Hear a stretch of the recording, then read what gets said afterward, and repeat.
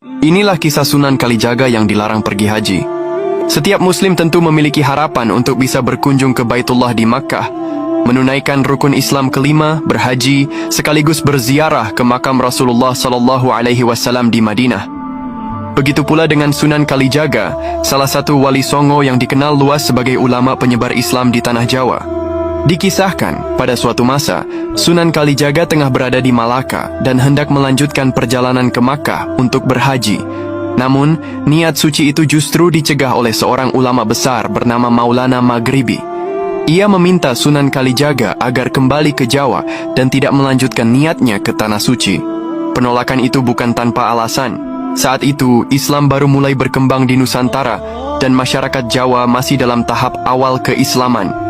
Kerajaan Demak sebagai pusat dakwah juga masih rapuh usai keruntuhan Majapahit. Maulana Maghribi khawatir, jika Sunan Kalijaga pergi berhaji, maka dakwah akan terhenti dan masyarakat bisa kembali pada kepercayaan lama. Lebih dalam, Maulana Maghribi menjelaskan bahwa Ka'bah di Makkah hanyalah simbol, sedangkan rumah Allah yang sejati ada dalam diri manusia.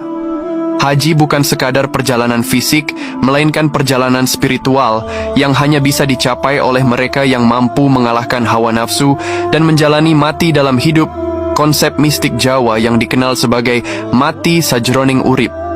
Versi lain menyebut bahwa bukan Maulana Maghribi, melainkan Nabi Khidir alaihi salam yang mencegah Sunan Kalijaga berhaji.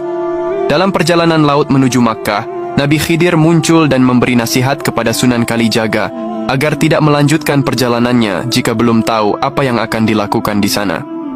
Kisah ini tercatat dalam naskah Jawa kuno Suluk Linglung.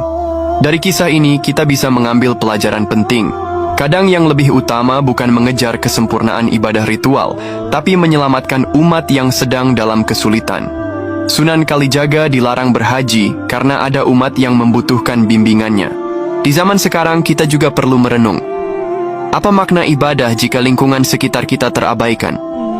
Apa arti haji berulang-ulang jika tetangga kelaparan, anak yatim tak terurus, dan saudara sebangsa tertimpa bencana? Rasulullah SAW pun pernah menyebutkan bahwa ada orang yang mendapat pahala haji mabrur tanpa berangkat ke Makkah. Dikisahkan, suatu hari para sahabat bertanya kepada Rasulullah SAW, siapa yang hajinya paling diterima? Rasul menjawab, si fulan.